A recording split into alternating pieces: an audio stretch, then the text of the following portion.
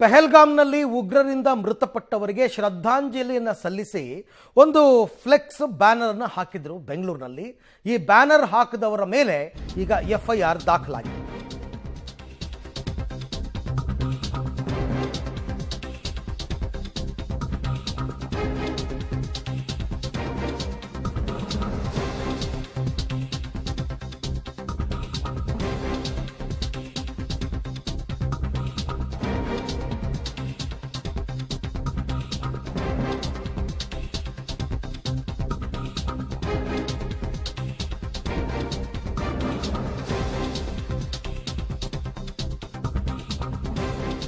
ಪೆಹಲ್ಗಾಮ್ನಲ್ಲಿ ಮೃತಪಟ್ಟವರಿಗೆ ಶ್ರದ್ಧಾಂಜಲಿಯನ್ನು ಸಲ್ಲಿಸಿ ಬ್ಯಾನರ್ ಹಾಕಿದ್ರು ಯಾರೋ.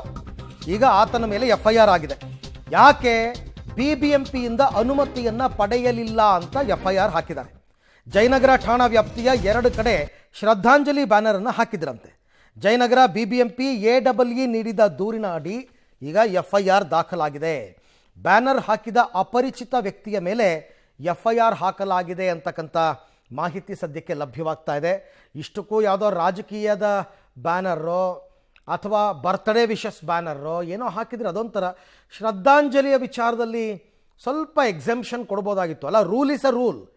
ಹಾಕಬಾರ್ದು ಒಪ್ಕೊಳ್ಳೋಣ. ಆದರೂ ಇದೊಂದು ವಿಚಾರದಲ್ಲಿ ಸ್ವಲ್ಪ ಎಕ್ಸೆಂಪ್ಷನ್ ಕೊಡಬಹುದಾಗಿತ್ತು. ಆದರೆ ಬಿಬಿಎಂಪಿ ಎಡಬ್ಲ್ಯೂ ದೂರು ಕೊಟ್ಬಿಟ್ಟಿದ್ದಾರೆ. ದೂರು ಕೊಟ್ಟ ಮೇಲೆ ಕ್ರಮ ತಗೊಳ್ಳೇಬೇಕಲ್ಲ. ಹಾಗಾಗಿ ಅಪರಿಚಿತ ವ್ಯಕ್ತಿ, ಆ ವ್ಯಕ್ತಿ ಯಾರು ಅಂತ ಇನ್ನೂ ಗೊತ್ತಾಗಿಲ್ಲ. ಎಫ್ಐಆರ್ ಹಾಕ್ಕೊಂಡು ಈಗ ತನಿಖೆಯನ್ನು ಆರಂಭ ಮಾಡಿದ್ದಾರೆ.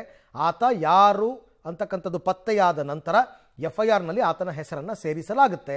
ಸದ್ಯಕ್ಕಂತೂ ಈಗ ಜಯನಗರ ಪೊಲೀಸರು ಈ ಕ್ರಮವನ್ನು ಕೈಗೊಂಡಿದ್ದಾರೆ. ಅಪರಿಚಿತ ವ್ಯಕ್ತಿಯ ಮೇಲೆ ಎಫ್ಐಆರ್ ಆಗಿದೆ.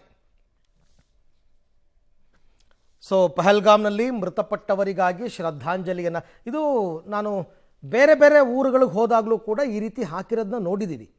ಅಲ್ಲಿ ಮೃತಪಟ್ಟ ಹಿಂದೂಗಳಿಗೆ ಶ್ರದ್ಧಾಂಜಲಿಯನ್ನು ಸಲ್ಲಿಸಿ ಬ್ಯಾನರ್ ಹಾಕಿದ್ದಾರೆ. ಇಲ್ಲೂ ಕೂಡ ಹಾಕಿದ್ದಾರೆ. ಬಟ್ ಬಿಬಿಎಂಪಿ ರೂಲ್ ಇರ್ತಕ್ಕಂಥದ್ದು ಹಾಕಂಗಿಲ್ಲ ಅಂತ. ಬಿಬಿಎಂಪಿ ನಿಯಮ ಇರ್ತಕ್ಕಂಥದ್ದು ಆ ರೀತಿ ಹಾಕಂಗಿಲ್ಲ. ಅಥವಾ ಪರ್ಮಿಷನ್ ತಗೋಬೇಕು, ಪರ್ಮಿಷನ್ ಕೊಟ್ಟರಷ್ಟೇ ಹಾಕಬೇಕು ಅಂತಲೂ ಇದೆ.